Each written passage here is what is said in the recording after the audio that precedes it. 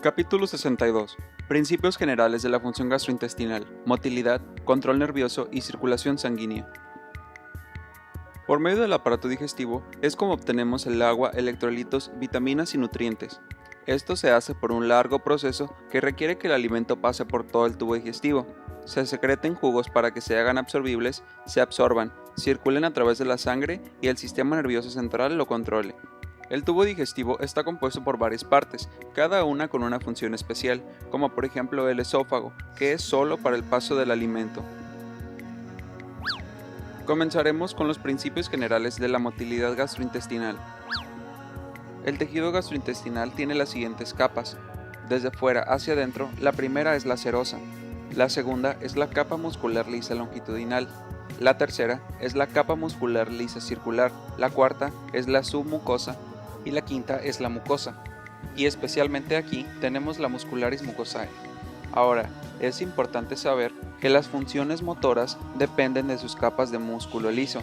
El músculo liso funciona como un sinsitio, que es un conjunto de células estrechamente unidas que permiten una rápida comunicación entre ellas. Las fibras del músculo liso en el tubo digestivo están dispuestas en haces. En la capa longitudinal se extienden en sentido longitudinal. En la imagen mostrada, la capa longitudinal se puede apreciar como pequeños círculos, pero esto es por el tipo de corte. Ahora, en esta imagen en 3D, se puede apreciar cómo las fibras recorren longitudinalmente el tubo. Entre las fibras encontramos uniones intercelulares de hendidura llamadas unión gap, que son para el paso de iones entre células con muy poca resistencia.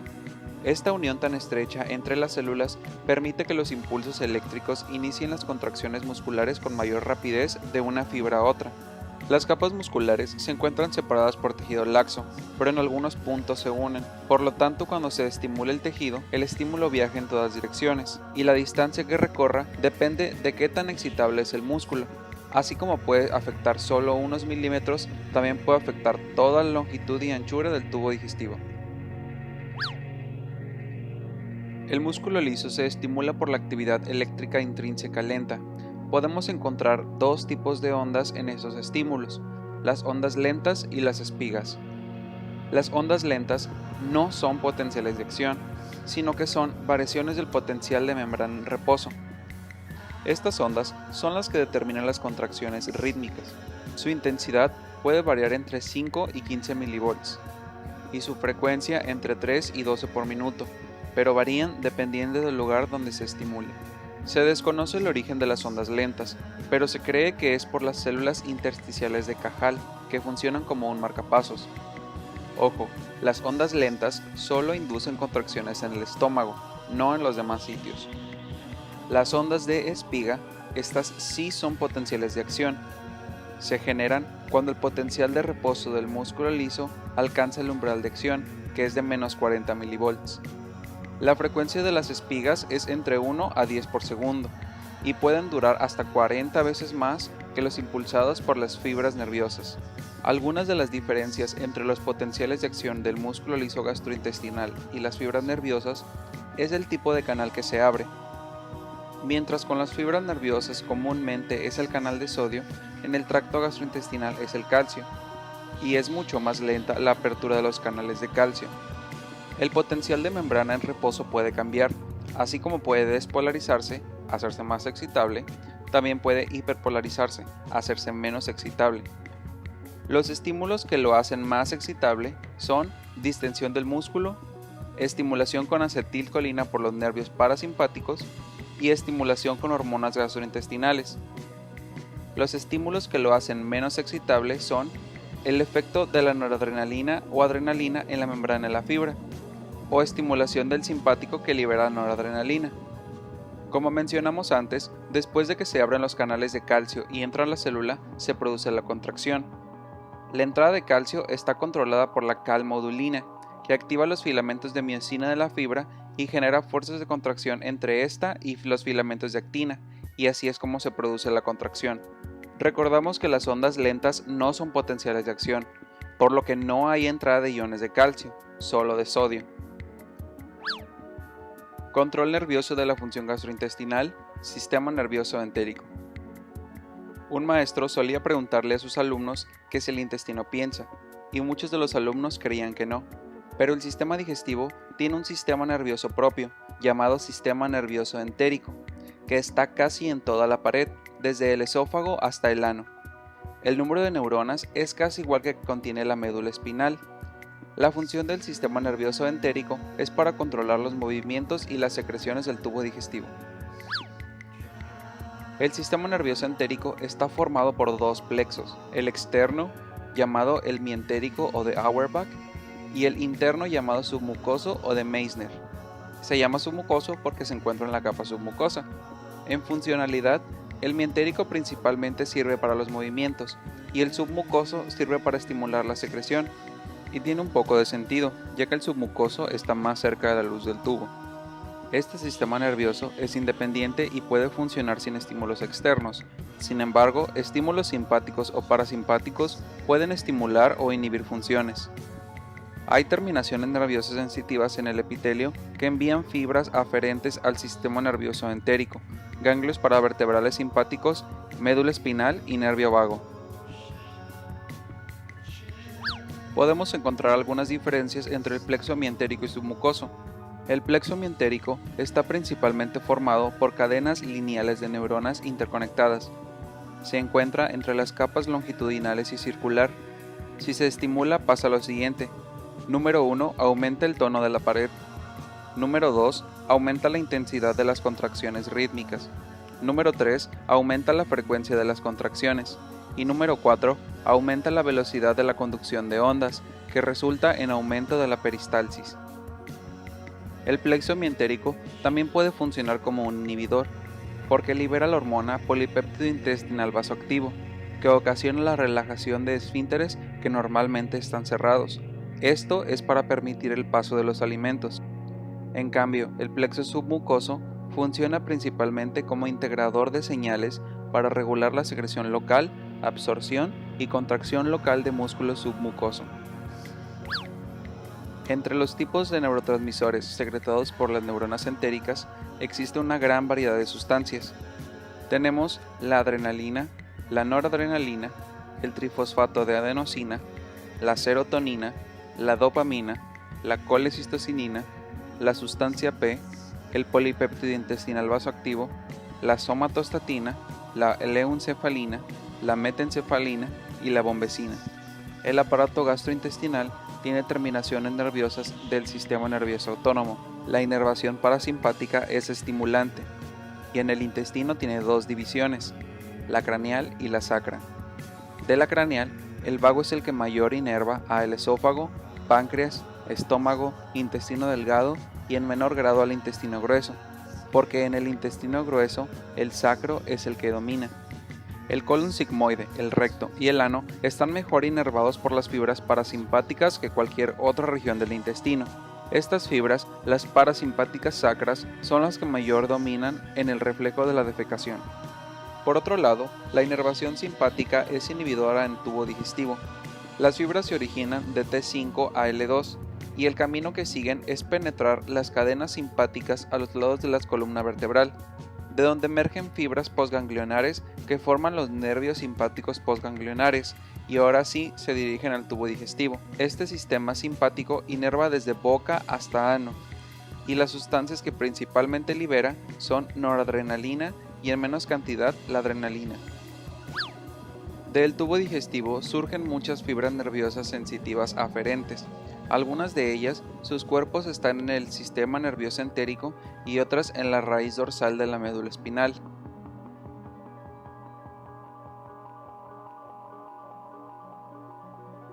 Se pueden estimular por irritación de la mucosa, distensión excesiva del intestino o presencia de sustancias químicas en el intestino. El resultado es que estas fibras nerviosas envíen una señal inhibidora o estimuladora de las secreciones. De acuerdo a las inervaciones simpáticas y parasimpáticas, hay tres reflejos básicos. Los primeros, que se integran por completo en la pared. Estos controlan la secreción digestiva, peristaltismo, contracciones de mezcla y efectos de inhibición locales. Los segundos, que van del intestino a los ganglios parasimpáticos paravertebrales y de regreso al tubo digestivo. Tenemos el reflejo enterogástrico, donde el colon y el intestino delgado inhiben la motilidad de la secreción gástrica. El reflejo gastrocólico, que induce la evacuación del colon. Y el reflejo cólico-ileal, que son reflejos que se originan en el colon e inhiben el vaciamiento del ilion en el colon. En tercer lugar, tenemos los reflejos que van del intestino a la médula espinal y luego vuelven al tubo digestivo. Consisten principalmente en reflejos para controlar la actividad motor y secretora, reflejos dolorosos que hacen una inhibición total del aparato digestivo, reflejos de defecación que viajan del colon y recto hasta la médula espinal y vuelven para producir potentes contracciones necesarias para la defecación. Las hormonas gastrointestinales son liberadas en la circulación portal y tienen un destino específico. En resumen, mencionaremos la importancia de cada una. La gastrina es secretada por las células G del antro. Se libera en respuesta a la ingesta de alimentos con la distensión del estómago, ingesta de proteínas y péptido liberador de la gastrina que es secretado debido a la estimulación vagal. Los efectos que tiene la gastrina son liberación del ácido gástrico y estimular el crecimiento de la mucosa gástrica. La segunda es la colecistocinina, que es secretada por las células I del duodeno. Se libera en respuesta a la ingesta de grasas. Su efecto potencial es la motilidad de la vesícula biliar para que expulse la bilis hacia el intestino delgado. Al mismo tiempo de estimular la vesícula, también retrasa el vaciamiento gástrico para hacer una buena digestión de las grasas en la parte alta del intestino. También inhibe el apetito para evitar que se ingiera demasiado alimento. Se estimula el vago y se va al centro de la saciedad del encéfalo. La tercera es la secretina. Esta es secretada por las células S del duodeno. Se libera en respuesta al jugo gástrico y actúa sobre el páncreas, liberando bicarbonato para estabilizar el pH. La cuarta es el péptido inhibidor gástrico. Es secretada por la parte alta del intestino delgado. Se libera en respuesta a la grasa y las proteínas. Tiene efectos sobre el estómago, retrasando el vaciamiento. También estimula la secreción de insulina. Por eso se le llama péptido insulinotrópico dependiente de la glucosa. Y la quinta, la motilina, secretada por el estómago y el duodeno. Solo se libera durante el ayuno cada 90 minutos y causa ondas de motilidad llamadas complejos mioeléctricos interdigestivos. Tipos funcionales de movimientos en el tubo digestivo. Existen dos tipos, los de propulsión y los de mezcla. Primero tenemos los movimientos de propulsión. El movimiento básico de propulsión es el peristaltismo. Este es un anillo de contracción, aquí marcado con verde, que va desplazándose hacia adelante. Por lo tanto, lo que se encuentra en el tubo se empujará hacia adelante por este anillo. El estímulo más común que activa el peristaltismo es mecánico, por medio de la distensión. Así, cuando se encuentra un alimento en una zona, la distensión estimula al sistema nervioso entérico para que se contraiga unos 2 o 3 centímetros arriba de la zona. Otro estímulo es la estimulación química o física del epitelio. Sin el plexo mientérico no hay contracciones. Esto sucede en megacolon congénito, donde hay ausencia del plexo, por lo tanto se acumula materia fecal y causa dolor. Cuando inicia el peristaltismo, el anillo contráctil comienza en la zona proximal del lugar distendido, y luego empuja el contenido intestinal 5 o 10 centímetros hacia el extremo anal antes de desaparecer, y el lugar hacia donde éste está siendo empujado sufre relajación, llamada relajación receptiva, que es para recibir lo que está siendo empujado. Esto ayuda a que la comida avance en dirección anal y no oral. El reflejo mientérico más el peristaltismo componen la ley del intestino. Los movimientos de mezcla son diferentes dependiendo de la región. Es común que pase cuando la contracción se ve interrumpida por un esfínter, como en el caso del estómago. En lugar de causar movimiento, lo que causará será amasar el contenido. Estas contracciones pueden durar de 5 a 30 segundos y van seguidas de nuevas contracciones. Flujo sanguíneo intestinal, circulación esplácnica. Toda la circulación que pasa por el intestino, páncreas y vaso fluye directamente hacia el hígado a través de la vena porta. En el hígado, la sangre pasa por los sinusoides hepáticos, donde pasa por una filtración de bacterias, para después salir por las venas hepáticas hacia la circulación general. Los elementos hidrosolubles y no grasos, como los carbohidratos y proteínas, se van a los sinusoides hepáticos, donde son absorbidos por los hepatocitos y se almacenan temporalmente entre la mitad y un tercio de lo absorbido. La historia de las grasas es diferente, ya que la mayoría no pasa por la sangre portal, sino que pasa a los linfáticos, donde pasan al conducto torácico y luego a la circulación general. La irrigación gastrointestinal está dada por las arterias mesentérica inferior y superior. Penetran la pared del intestino, se ramifican y se pueden encontrar hasta en las vellosidades. El grado de irrigación de la pared del tubo digestivo es proporcional a la actividad local. Esto quiere decir que cuando el intestino está absorbiendo nutrientes, su flujo se puede multiplicar hasta 8 veces lo normal. De igual manera pasa con la motilidad. El ejemplo típico es el mal del puerco, que es a lo que llamamos cuando nos da sueño después de comer una gran cantidad de comida.